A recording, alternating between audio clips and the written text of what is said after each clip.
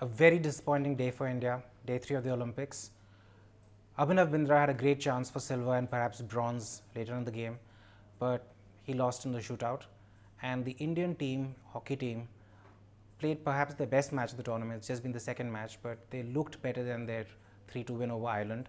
They tied with Germany 1-all the way till the last 3 seconds of the match, and then disaster struck. They lost attention, they weren't paying attention, I don't know what happened, but we ended up losing the match 2-1. A very disappointing day.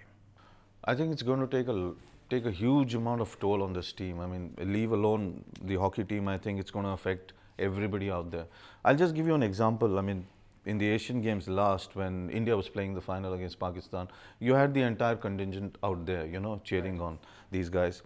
And when you've played so well, when you've played such excellent hockey over 4 quarters, except probably for the first quarter where Germany dominated a bit, you shouldn't lose. You shouldn't lose like this, you know. At the end of the day, there'll be coaches sitting down watching the videos. There'll be a lot of people trying to analyze. There'll be a lot of people saying, technically, we left it. And believe me, a part of me tells me that, yeah, you know, you got 15, 20, 30, 40 seconds, and there's a team which is pressing hard. Right. And you got all your players back, all of them at the top of the circle. I just thought for a minute that if you're going to play Ramandeep as a guy who's doing off the ball running, and we were discussing this, you need him to do off the ball running. You need him to go up and try and hustle the guys. It was almost as if you just said, okay, let's just play out for a draw. Yeah, it happens, and I'm telling you, this happens regularly, that sometimes you start counting the seconds in your head, you know, okay, it's 30, it's 20, it's 10, you know, we are through, and you're playing the reigning Olympic champions. This will not happen against a smaller team. India will still go out. This will happen against a big team. And when you got a 1-1 scoreline out there, I think we lost the game. I don't think, you know, it's very nice to feel and say that, you know, it's disappointing. But I do feel we gave the game away there. We just gave it away. And I feel sorry for Srijesh. You know, you're taking a Christopher shot directly onto the pads, and it just went up. It's unlucky. I don't know. But it felt that there was a slight deflection. Yeah, maybe in that space where you've got 10 players all over the place, you don't know what to do, and you got 3 seconds, 4 seconds to go. I thought he might have bent his legs a little bit more. Maybe the ball would have stayed there, you know, giving the chance to an Indian defender. But when you ramrod straight, 6 out of 10 times the ball is going to go up, and it happens. But again, we are talking of something now after it's over. But you know, even during the match, it felt that we had more chances than the Germans. I'm not saying that the Germans didn't play well. They played well, but they looked a bit robotic. They looked a bit technically good, but not brilliant, right? No, they didn't get the ball. They absolutely didn't get the ball. The midfield was playing well, and we today learned the lessons that we had from the game against the Irish. We were playing the flanks. There were times when I thought, Raghunath, I mean, where is he? Has he become a centre forward? Because he was going, he was overlapping, he was going, he was holding the ball, he wasn't giving the ball away. And that's where Germany was getting frustrated. It was frustration. They were waiting, but the chances weren't coming. But as you rightly point out, we should have closed this game 3-1. It's sad to take a player's name, but I think we need to take, Nikin missed 3 chances, you know. At that when you get those kind of opportunities against smaller teams, fine. But when you get it against Germany, you need to make it count.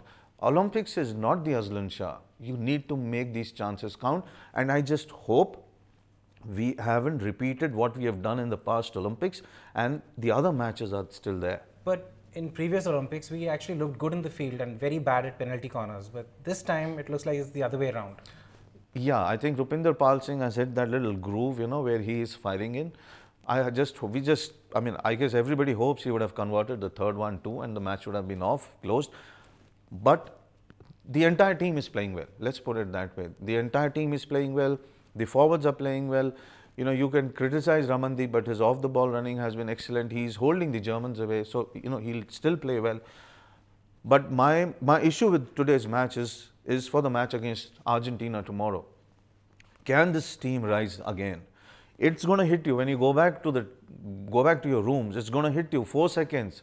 It's terrible. You know, in 2000 Sydney, I've seen them draw a match from 50 seconds off.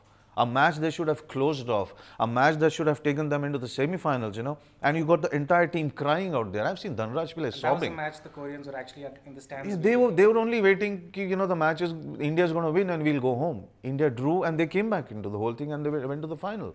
So this is going to hit hard. You know, Altmans doesn't need to do the job of a psychologist right now. This wasn't required, and I think that's the area. So the solution really is burn the tape, forget about this match, and just approach the next match with an open mind. It's easy, but we Indians soak in emotion, and that's going to happen. That's going to happen. Argentina will look at this game.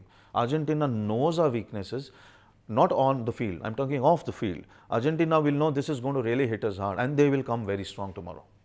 Argentina is looking forward. Argentina is a team which counter-attacks well. They're always in motion. They are fast. Do you think that's going to be harder for us as compared to playing Germany? Yeah, I think the defense is going to have a tough time tomorrow. Lucas Villa, in my opinion, is one of the speediest forwards on the ball. You know, there's a difference when you get the balls inside the circle and off. This guy, when he gets it off the circle, he moves in terrible speed. And that is where Rupinder, Raghu, Surinder, Harmanpreet are going to have a massive time out there. First, take this match off your heads. And then you have this Argentina team standing there. If we lose tomorrow, we shouldn't. If we lose tomorrow, it's going to be very tough for this team. Very, very tough. But still, 4 teams out of the 6 in each group. Yeah, I think what they need to do is, Germany beat Canada 6-2, I guess. That's the score. And we've lost to Germany 2-1. So take solace in that, okay? It was 1-1 with 3 seconds to go. But yeah, it's disappointing. This was a great team performance. Even if we do qualify, we should avoid the 4th place. Why is that? Because by all accounts, looking at the form, looking at everything, Australia is going to top there. Unless they do something which is, you know, drastic. It's never happened in their history. They will top. They play the 4th. We shouldn't be the 4th. We shouldn't take on Australia in the quarterfinal. We need some other team. We played Australia enough. We have lost to Australia enough. I think we need some other team to play the quarterfinals.